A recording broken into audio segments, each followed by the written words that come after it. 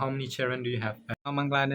Hello everyone, I'm King. The last video that I was sharing to you about grandparent and parent and sibling and also your spouses and something like so what they call in English and so on. And this time I would like to share you all about ปู่พงลีพงอันนี้ปู่พงลีพงตั้งแต่ผู้ปู่เวปู่พงนะจ๊ะตั้งแต่นี่เมื่อตานนี่พาตานซินาวอังกฤษแท้ไม่จ้านั่นน่ะเนาะอยู่แต่แรงนักซอนนี่พันไปเลยไปแท้งปู่โคนะอังกฤษแท้ son เนาะ S O N son เนาะ son ตั้งแต่ปู่มูนาว daughter son daughter children แต่ละได้ kids แต่ละได้เนาะ KID kid นะเนาะ KID kids เนาะkids แต่ละได้ children kid ตั้งแต่วันนี้ล่ะนี่ไม่จ้าhow many kids do you have ตั้งแต่นาวังนี้ล่ะนี่นาปัวก็ไม่ฟ้าตั้งแต่วันนี้ล่ะทั้งนี้ตั้งแต่จ้าแต่how many children do you have น่าจะน่าเบิ่นว่านี่ล่ะซับนาปัวก็ไม่ฟ้านะนี่ปัวก็ไม่ฟ้าพงน่าจะแต่นี่ดอกนี่กันผู้มาI have 2 children one daughter and one son คุยฮะคุยทำไมคุยปูเอาวังนี้แต่ฟ้าเนาะอามูแต่ฟ้าเนาะโคดอกน่าจะแต่เนาะลีมานี่ลีนาวนี่เมื่อนี่ฟ้านี่ผาฟ้าอยู่ลีนาวเฮ็ดทำไมเนาะนี่เนาะตอนนี้เมื่อนี่ผาโปนี่เมื่อนี่ผาโปเนาะนี่เชรันมานี่ตั้งแต่นี่เนาะตอนนี้เมื่อฟ้าลีนี่ผาฟ้าลีมานี่เมื่อฟ้าผาฟ้าลีนาวเฮ็ดมาจ้าแน่เนาะลีนาวอังกฤษแท้ grandchildren เนาะ grandchildren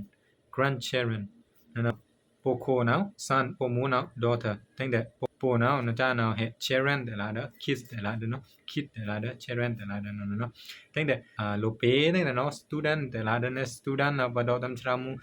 มูมันมีเลยชรามูนรีเนี่ย how many student do you have in the class ดีตาอาคันโกอยู่นาว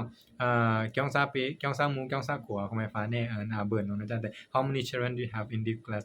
เบิ่นว่านะจ้านี่คิดแต่ละเด้อ children แต่ละเด้อ student แต่ละเด้อมีสูงมีแก้วนั่นมีนี่เมื่อนี่พาผู้โคผู้หมู่นะเจ้านะแชงตำนี่มาจ้าแน่เนาะโคนาวแชงตำนี่อันเกอเนาะ yeah my uncle he is my uncle when now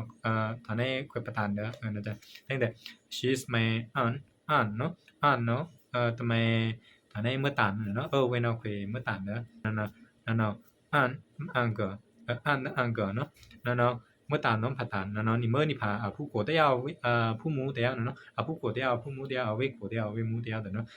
นี่แชงของตำนี่เมื่อตานผาตานเนาะเมื่อตานเนาะอังกฤษแท้ aunt aunt เนาะตั้งแต่ผาตานเนาะอังกฤษแท้ uncle uncle นะ uncle เนาะผาตานเนาะตั้งแต่นี่เมื่อตานปูนี่ผาตานปูเจ้าเนาะตำนี่แชงมาจ้าแน่เนาะตอนนี้นี่ผู้โปเวโปเนาะแชงตำนี่ผู้โปเวโปเนาะอังกฤษให้มาจ้าแน่เนาะ cousin C O U S I N cousin เนาะผู้โปเวโปเนาะตอนนี้นี่ผู้โปเวโปบ่เนี่ยตอนนี้นี่ผู้เวนั่นเนาะผู้เวแต่ผู้อะไรผู้โปเวโปผู้เวรังไม่เท่านั่นจ้ะเนาะนั่นเนาะ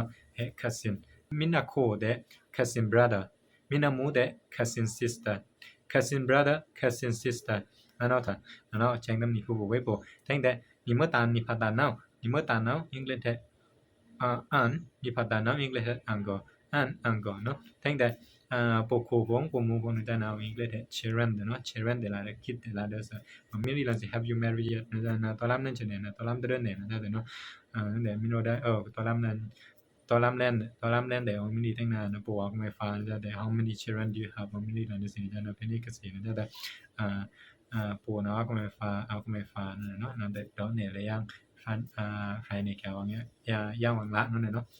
มันได้เลยว่าแล่นนี่เมื่อนี่ผาพงตั้งแต่นี่เมื่อฟ้านี่ผาฟ้าพงตั้งแต่นี่ผู้นี่เวพงนี่ตะมาวาพงนะจ๊ะพงนี่ผู้โปเวโปพงนี่เมื่อตานนี่ผาตานพงจ้าเนาะอังกฤษแท้ไม่จ้าเนาะแต่สั้นมันได้เลยว่าแล่นสิแต่คึงอยู่แต่อาจารย์ก็สิเรื่องซาแต่เป็นนี่ก็สิบ่แท่งแต่ไม่กล้าอาจารย์ก็ทำไมเสียเรื่องซาแต่สิบ่แล่นสิแต่ก็สอนแต่อันถือว่าแต่คึงอยู่แต่กะกาวมังกลาได้รู้เนาะก็สอนแต่รู้เลยล่ะแต่ฟ้านี้ด้านนี้แต่อามามีป่าของรถวิวัฒน์เนาะ